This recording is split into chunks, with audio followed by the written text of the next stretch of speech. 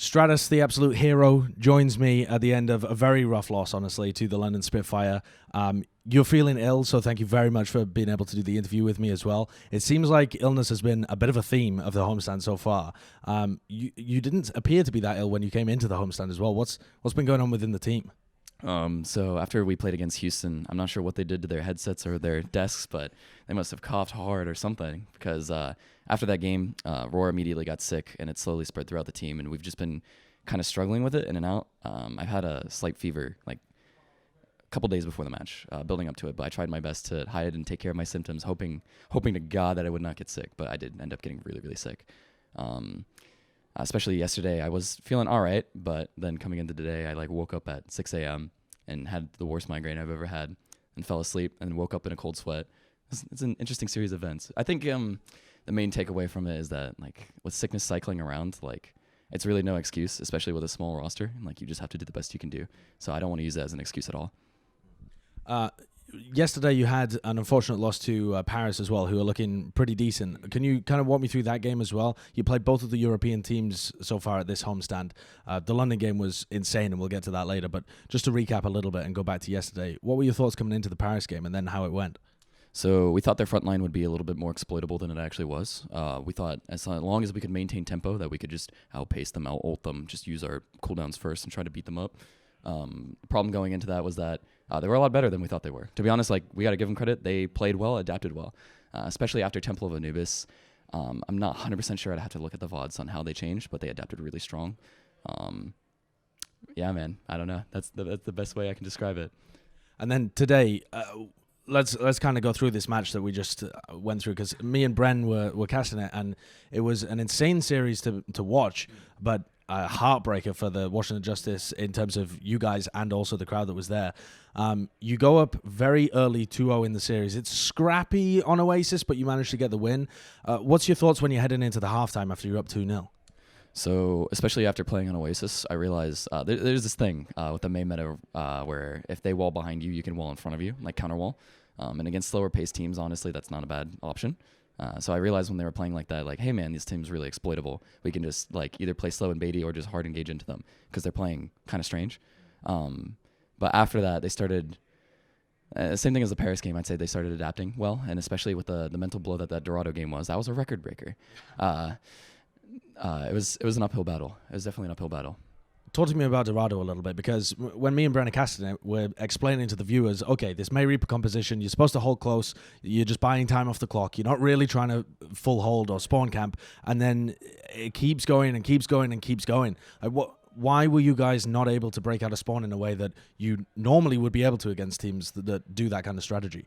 So to be honest, a lot of it, at least from a third person's perspective, looked like it was just positioning.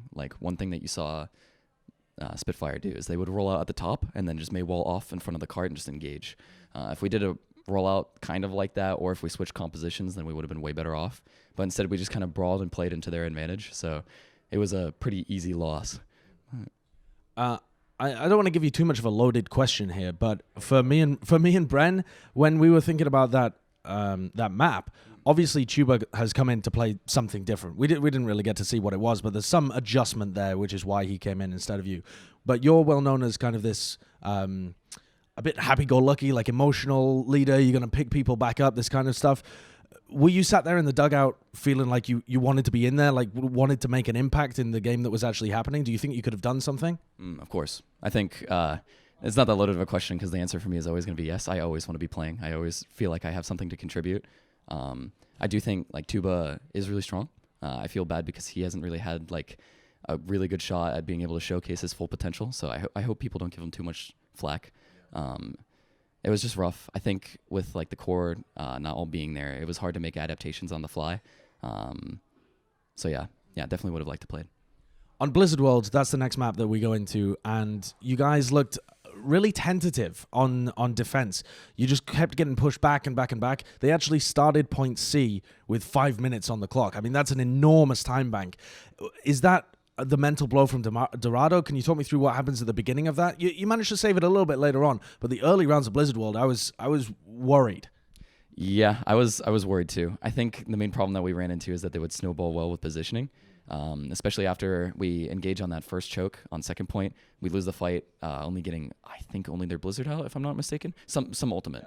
The idea is that you either want to buy a lot of time there or you want to bait more ultimates out, because going into the next fight, my God, retaking that is so hard. You have the left stairs and you have the right stairs, and both are a death sentence if you get Maywalled, if they hide noon early, which they did.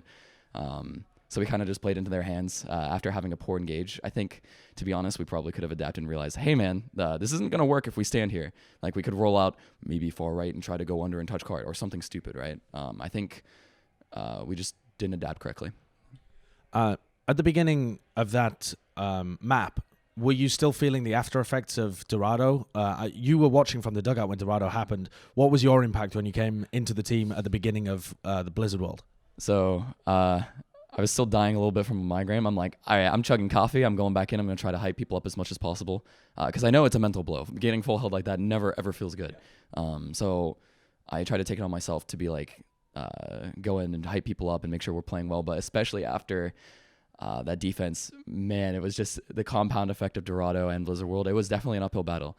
And to be honest, like, that's one of the most things that I'm proud about our team, is that even if we got absolutely dumpstered like that, I still think we put up a pretty good fight. I think it can always be better. I think there's always things to improve on, but I'm really happy that people still tried. I think that's really rare. Yeah. I mean, your team shows a lot of tenacity in those kind of situations. This final map, though, it really seemed like the Justice were getting back into it. You guys came out very strong at the beginning. You managed to find this first pick. I think you DMAC Clestin to begin the entire map off. What adjustments did you make coming into the final map, and why did it not quite go well towards the end? I think a lot of it came down to individual mistakes. There was a fight where I got bopped. We were trying to roll out, and one of our strategies, we like to jump over the little fence on the top, and we look for a Maywall from the high ground, kind of similar to what they did on Dorado to us. Unfortunately, I got bopped by their McCree, and then I died. And then it was just kind of a stagger fight from there. After that, we were playing into ultimate disadvantage. It was just an uphill battle for Shrine. I think before that, though, we managed to play a little bit better tempo-wise, and we managed to win out a lot of fights just by using our ultimates, like quite literally pressing W and Q. Like, I think Village, there was a fight where Arc clutched out with a beat and Roar clutched out with a shatter. Like, it was, I think we put up a good fight, but with individual mistakes, we couldn't quite pull through. Talk to me about that Raw shatter at the end, because me and Bren are casting it. We think it's all over. Raw somehow, when he's got no shield health whatsoever, wiggles his way past J-Mac and lands a 5-man shatter. That must have changed the emotions that you guys were thinking just straight like that. Yeah, no, we were like, my God, this is winnable. One thing I wish I didn't do there was Mail. I think if we had Mail going into the next fight, regardless of whether or not Corey gets picked, our chances of winning are a lot better. But, man, I don't know. Like, that clutch play made it winnable. Like, we all immediately got a morale boost after it, but just wasn't enough with the individual mistakes. People often talk about the crowd being a benefit, a boon, right? You hear them, they roar, you feel energized, confident. Also, in CSGO, for example, which they've played in front of crowds many, many, many times, a lot of their analysts also think that the crowd being like that can also lead to more mistakes, because you feel hyped up, you feel immortal, you can just go, you do things.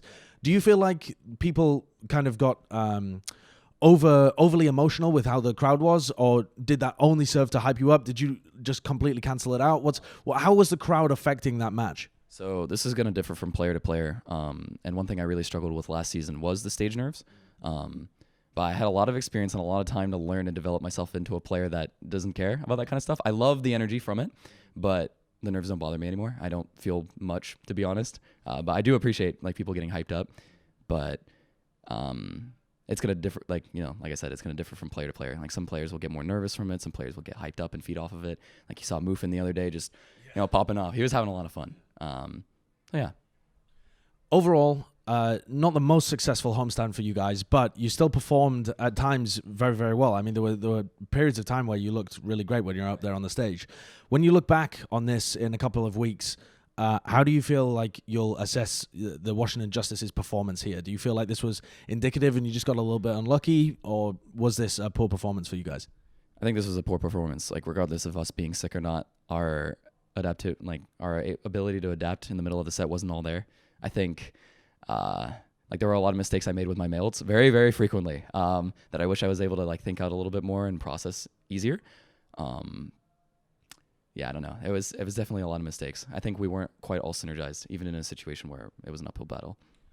What do you think the Washington Justice fans have to look forward to? You guys have got 5 homestands in total, 4 still left to play. And this is a team that, over the course of this offseason, had a lot of different changes. You guys are playing with Elevote, brand new for the first time, even though he was actually added to your team ages and ages ago. Yeah, back in Stage 3. So what do you see on the horizon for the Washington Justice? What are you looking to improve on and get better at? I think a lot of it comes down to like our frontline, backline communication and teamwork. Like you see a lot of the situations where like Elevote and Arc will try to push something at the same time.